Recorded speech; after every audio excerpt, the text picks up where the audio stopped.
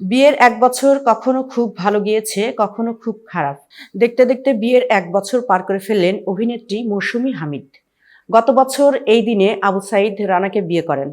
এই সময়ে নিজেকে নতুন করে জেনেছেন। সম্পর্কের এই বন্ধন থেকে শিখেছেন অনেক কিছু। সেই অভিজ্ঞতা ভাগাভাগি করে মৌসুমী বলেন, বিয়ের ১ বছর কখনো খুব ভালো গিয়েছে, কখনো খুব খারাপ। মৌসুমী বলেন, আমরা অভিনয় শিল্পীর পরে একটা সাধারণ মানুষ। অন্য ১০টা পরিবারের যা হয় তাই হয়েছে আমাদের সংসারে। আমাদের সংসারে ঝগড়া, কথা কাটাকাটি হয়েছে। আবার রাগ ভাঙলে প্রেম করেছি। এভাবে আমাদের একে অন্যের প্রতি ভালোবাসা বেড়েছে। সুযোগ পেলেই আমরা গিয়েছি ঘুরতে। সংসার নিয়ে নানা অভিজ্ঞতার মধ্যে সবচেয়ে বড় শিক্ষা পেয়েছেন ধৈর্যের।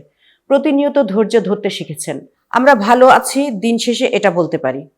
এটাও শিখেছি, জীবনে খুব বেশি কিছু দরকার নেই। ভালো থাকাটাই সবার আগে দরকার। এতক্ষণ বার্তা বৈঠকের সাথে থাকার জন্য ধন্যবাদ।